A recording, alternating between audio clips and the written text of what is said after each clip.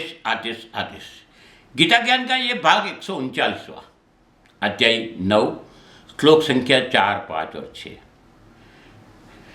भगवान श्री कृष्ण द्वारा पुनः अभ्यास की बात कही। जब तक गुरु के बताए गए रास्ते पर हम नहीं चलते, और चलना कैसे, मजबूत मनोबल के साथ चलना है, तब तक हम आगे नहीं बढ़ पाएंगे। क्योंकि हमारे कर्मों के बंधन, मोह, माया, वासना इतने जटिल होते हैं कि हमको वो बाहुपाश से कभी मुक्त नहीं होने देते। और जब तक ये सबसे मुक्ति नहीं मिलती, तब तक हमारा उद्धार नहीं होता। हम परम तत्व के नजदीक तब तक नहीं ही पहुंच सकते जब तक इसमें से मुक्त नहीं होते। कर्मों के बंधन से मुक्त होकर परम तत्व को पाने को लिए समर्पण के साथ साथ आचरण की महत्वता ज़्यादा होती है। हम सब ज्ञान तो बहुत रखते हैं, बड़ी बड़ी बातें भी करते हैं, पर मूल बात ये होती है कि ज्ञान की बात करने और उसको हमारे जहन में उतारना और आचरण करना, उसको चरितार्थ करना जरूरी होता है। इसके बिना तो सब व्यर्थ है। बोया पेड़ बबूल का तो आम कहाँ से होए। हम जैसे कर्म करेंगे वैसे फल बनेंगे। जब तक चरितार्थ नहीं करते तब तक हमारे जीवन को राह नहीं मिलता। ये सत्य बात स्वीकारनी ही पड़ेगी। जब तक मन, वचन और कर्म एकाकार नहीं होता, तब तक ये बातों, ये ज्ञान सब व्यर्थ है। इससे पायमाली आती है। हमको ये बात ऐसी होती है कि शराब नहीं पीना सब जानता है। ये सबको ज्ञान है कि शराब पीने से पायमाली आती है, अपनी सेहत भी खराब हो जाती है, मृत्यु भी बहुत जल्दी आता है। फिर भी लोग इसका नशा करते हैं। वो ज्ञान क्या काम का। देखिए हम आगे क्या कहते हैं। 4 और 5वें श्लोक में बोलते हैं, संशय को मिटाने वाली बुद्धि, मोह से मुक्ति दिलाने वाला ज्ञान का भाव, सत्य का आचरण, इंद्रियों का नियंत्रण, मन की स्थिरता, सुख दुख की अनुभूति, जन्म मृत्यु का कारण, भय अभय का चिंता, अहिंसा का भाव, समानता का भाव, संतुष्ट होने का स्वभाव, तपश्चर्या की शक्ति, दानशीलता का भाव और यश अपयश की प्राप्ति में जो भी कारण होता है, वो सभी मनुष्य के अनेक प्रकार के भाव मुझसे ही उत्पन्न होते हैं। 6ठे श्लोक में बोला कि 7 महान ऋषियों, उनसे भी पहले उत्पन्न होने वाले 4 सनकादिक कुमार, स्वयंभू मनु आदि, ये सभी मेरे ही मन की इच्छा शक्ति से उत्पन्न हुए हैं। संसार से सभी लोगों के समस्त जीव इन्हीं की संतान है। यहाँ संसार की बात कही गई है। कोई भी साधक है तो वो संसार को किस प्रकार दिखता है, कोई चीज दिखता है, कोई घटना दिखती है, कई प्रकार की बातें आती है। किसी का जन्म होता है तो किसी का मृत्यु होता है।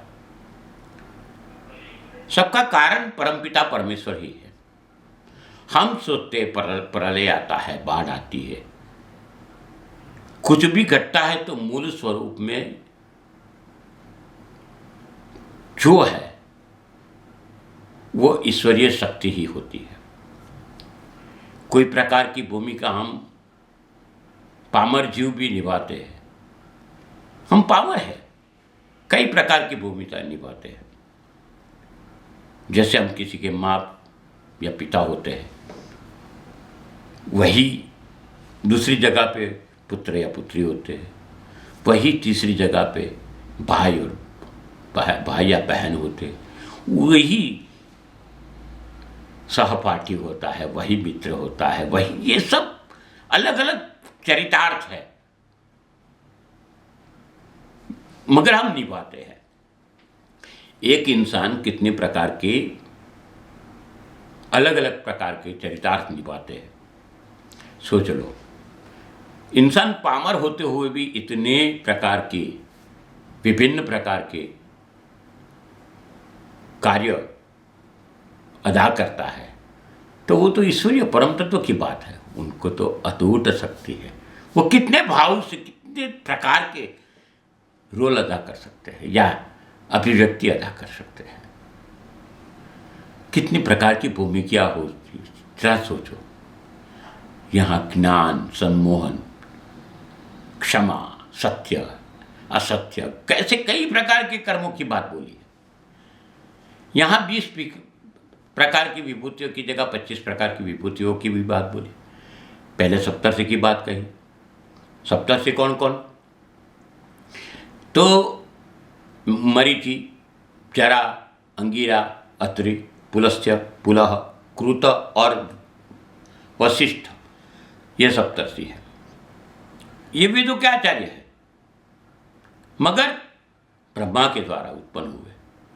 शानक, सनानंद, सनातन और सनत कुमार, ये ब्रह्मा जी के तप के द्वारा उत्पन्न हुए थे। ये तीनों लोकों में ज्ञान और भक्ति का वैराग और प्रचार करते हैं। समझना ये है कि पृथ्वी परम तत्व के संकल्प से ही उत्पन्न हुई। मूल तो ये बात है कि हम हमारे कर्मों के कारण दुख सुख भुगतते हैं। हमें परम तत्व कृपालु परमात्मा ने तो सृष्टि के हर जीव के कल्याण हेतु भेजा है। हमारे में कृपा, दया, करुणा जैसे अगणित खूबियां है। हम धारण करके आए हैं कई चीजें, उससे विपरीत लक्षण के बर्ताव करते हैं, इसका परिणाम भी भुगतते हैं। हमारी थाली में करेले का प्रकार, कई प्रकार के व्यंजन होते हैं। करेले जैसे मीठे भी कई व्यंजन होते हैं। कोई चीज़ मीठी होती है, कोई चीज़ तीखी होती है, कोई कड़वी होती है, कोई बिना स्वाद की होती है, कोई स्वास्थ्य वर्धक होती है, कोई स्वास्थ्य को हानि करने वाली चीज होती है। हमें क्या खाना, हमें क्या पीना, जैसे हमारी पसंद की बात होती है, ऐसे भी हमें कैसे जीना, कैसा बर्ताव करना, सृष्टि में कहाँ कहाँ क्या घटना है, कहाँ विवेक होना चाहिए, कहाँ नहीं होना, ये सब बात भी हमें पसंद करनी होती है। ये आप भूल जाते हैं और इसके परिणाम स्वरूप सजा भी भुगतते हैं। ऐसी कई रसप्रद बातें हम लेके आएंगे।